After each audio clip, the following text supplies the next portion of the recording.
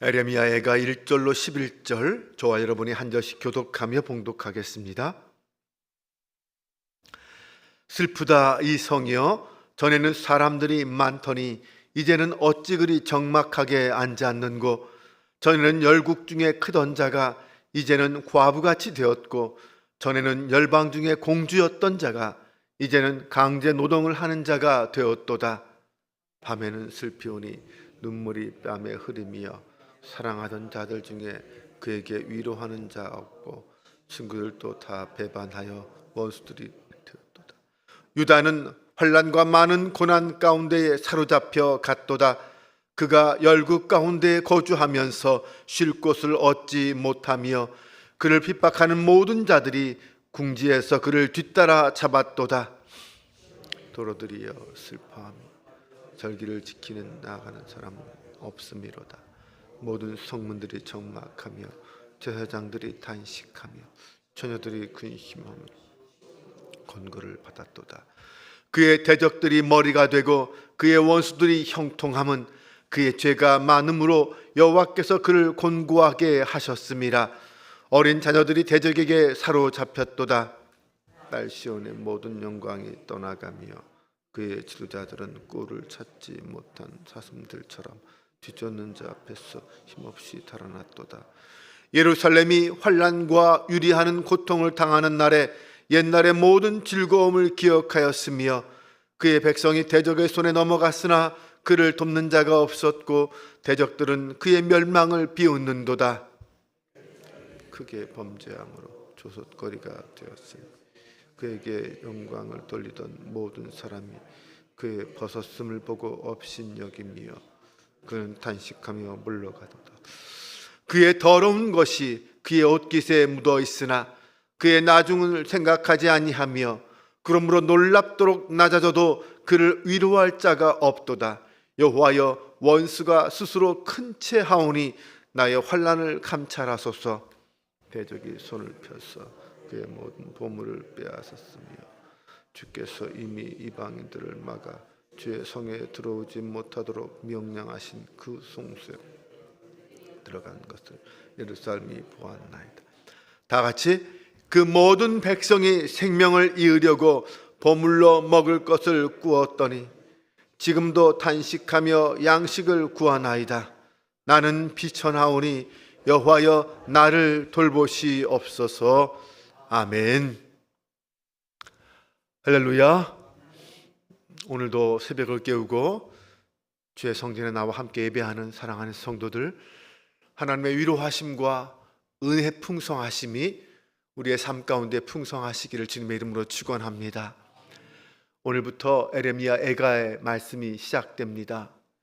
이 에레미야 애가는 거룩한 도성 예루살렘이 바벨론에 의해서 멸망당하는 그 참상을 바라보면서 비탄에 빠진 선지자의 고통의 노래입니다. 유다 백성은 하나님을 거역하고 불순종의 죄를 지은 결과 결국 예루살렘이 파괴되고 성전이 무너지는 비참한 결과를 맞이했습니다.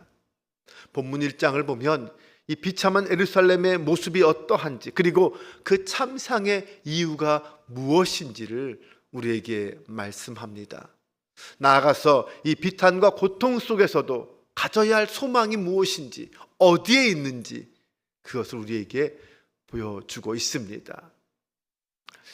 에레미야는 멸망한 예루살렘의 참혹한 현장을 의인화하고 때로는 대조와 은유와 지규 같은 여러 문학적 기법들을 이용해서 생생하게 그 상황을 표현하고 있습니다. 많은 사람이 붐비던 그 도성은 적막한 폐허가 되었습니다. 예전엔 여러 나라 가운데 으뜸이었던 그 도성이 이제는 과부 신세가 되었습니다. 예전엔 공주 같았는데 이제는 노동자로 전락해 버렸습니다. 이것이 바로 지금 예루살렘 파괴된 유다의 모습입니다. 그런 환경적인 모습만이 아니었습니다. 모든 인간관계도 무너졌습니다. 유다 백성이 그렇게 슬피 울어도 위로하는 자 하나도 없습니다.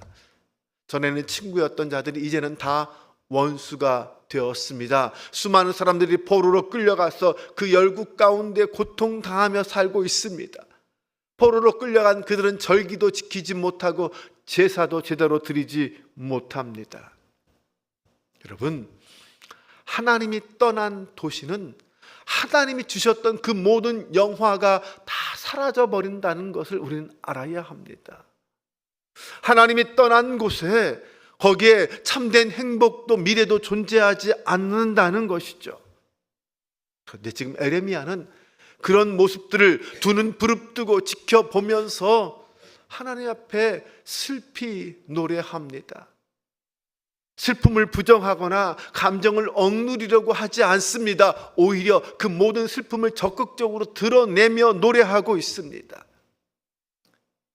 여러분, 슬픔 중에, 고난 중에 그 슬픔을 누르지 않고 적극적으로 나의 입술을 통하여, 나의 행동을 통하여 표현하는 것, 이거 중요합니다. 그러한 태도는 결국 절망에서 위로와 회복의 길로 갈 수 있는 첫 번째 단추가 될 수 있습니다. 비탄하는 이유는 무엇일까요? 에레미야는 그저 울기만 하지 않았습니다.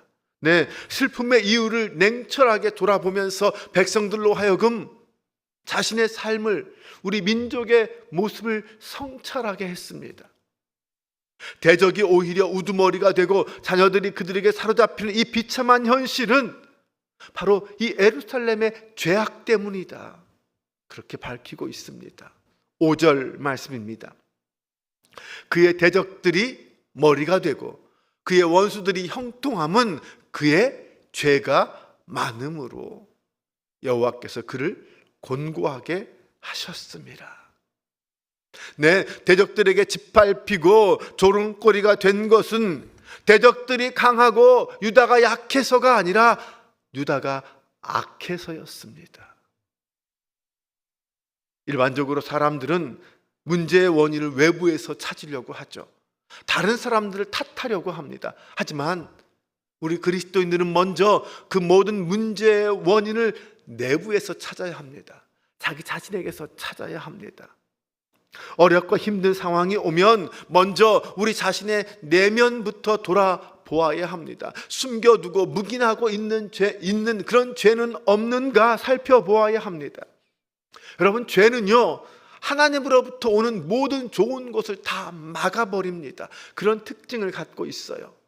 하나님과 우리 사이를 가로막는 그 죄의 담을 먼저 허물어야 하나님으로부터 오는 좋은 것, 형통의 복을 받을 수 있다는 것입니다. 죄 때문에 하나님께서는 이 유다를 곤고하게 하셨습니다. 왕이신 하나님을 의지하며 백성을 보호하고 다스려야 할 그런 지도자들이 오히려 죄악 가운데서 힘없이 도망치는 사슴꼴이 되었습니다. 이 몰락한 예루살렘은 조속거리가 되었고 업신여김을 받게 되었습니다. 이 모든 것은 죄의 대가를 생각하지 않고 당장의 쾌락을 쫓으며 악한 욕망을 절제하지 않은 그 결과였습니다. 이토록 죄는요, 언제나 아픈 흔적을 남깁니다. 그러므로 택함받은 백성이라면, 구원받은 백성이라면 더욱 죄를 멀리해야 되겠죠. 그럼에도 에레미야는 그런 상황에서도 하나님께 소망을 노래하고 있습니다. 죄의 문제를 해결하신 분은 오직 하나님뿐이시다라는 것을 알기 때문입니다. 그는 어떤 정치적인 군사적인 도움을 구하지 않았습니다. 오직 하나님을 향한 눈길과 하나님의 돌보심을 간구했습니다.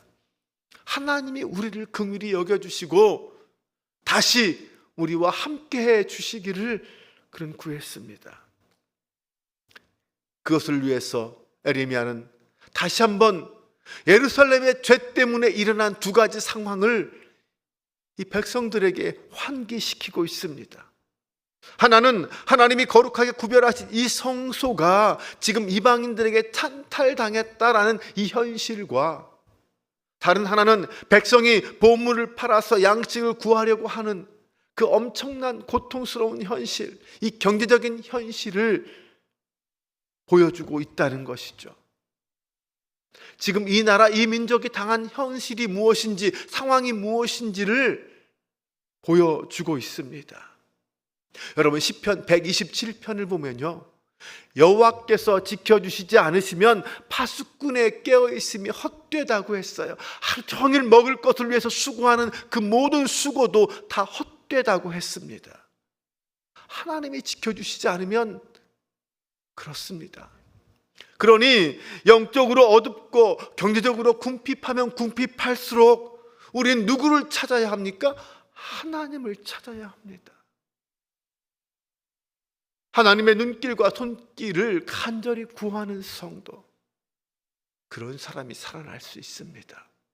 세상은 힘 있는 권력자나 재물이 많은 사람, 그런 사람을 가까이 해라. 그러면 그런 사람들의 도움으로 안전한 삶을 살 수 있다라고 생각합니다. 하지만 그런 사람들도 결국은 언젠가는 세상을 떠날 연약하고 유한한 존재에 불과합니다. 하나님을 거역하는 권력이나 하나님께 불순종하는 사람은 하나님이 정하신 때에 결국 하나님의 심판을 받게 되고 수치를 당하게 될 것입니다.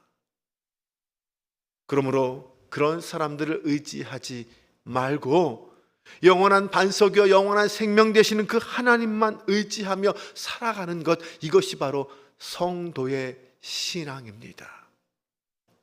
절망의 때에 위로와 회복의 하나님을 바라보면서 눈물로 소망의 노래를 부르는 사람, 저는 이런 사람이 바로 성도라고 믿습니다.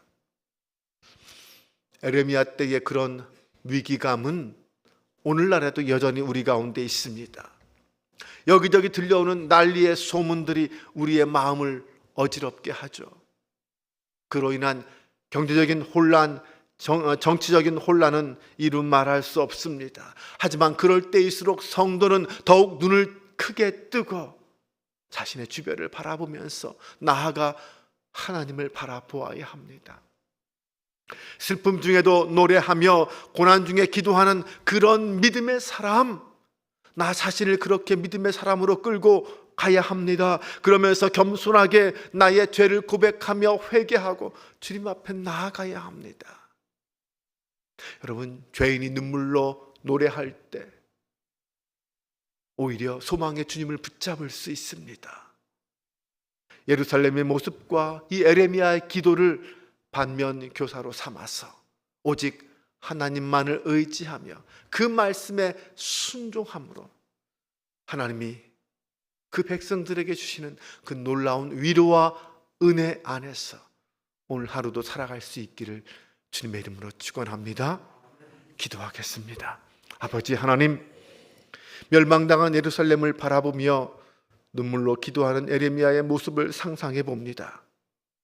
오늘 우리에게도 나라를 향한, 교회를 향한 이런 눈물이 있습니까? 백성의 죄악을 바라보며 눈물로 기도하는 우리의 안타까움이 있습니까? 아버지 하나님, 우리의 눈을 열어 주옵소서. 주님의 마음으로 세상을 바라보게 하여 주옵소서. 고통과 절망의 순간에 소망의 주님을 바라보게 하여 주옵소서. 모두가 포기하고 도망친 그곳에서 우리를 부르시는 주님의 음성을 듣게 하여 주옵소서. 죄인 된 우리가 먼저 눈물로 기도하며 노래하기를 원합니다. 주님 앞에 눈물로 회개하며 그럼에도 주님이 베풀어 주실 은혜를 기대하며 찬양하기를 원합니다. 사랑의 주님, 세상은 점점 멸망을 향해 치닫고 있습니다. 이젠 누구도 막을 수 없는 것 같습니다. 이런 말세의 때에 주님을 향한 우리의 마음을 다시 돌아봅니다. 날마다 주님의 은혜를 의지하며 겸손하게 살아가게 하옵소서. 오늘도 우리에게 주어진 하루가 주님 앞에 있습니다. 감사와 겸손함으로 받게 하옵소서. 매 순간 마지막처럼 진실되게 살아가게 하여 주옵소서. 우리 주 예수 그리스도의 이름으로 기도합니다. 아멘. 하늘에 계신 우리 아버지여, 이름이 거룩히 여김을 받으시오며 나라가 임하시오며 뜻이 하늘에서 이루어진 것 같이 땅에서도 이루어지리이다. 오늘 우리에게 일용할 양식을 주시옵고 우리가 우리에게 죄 지은 자를 사하여 준 것 같이 우리 죄를 사하여 주시옵고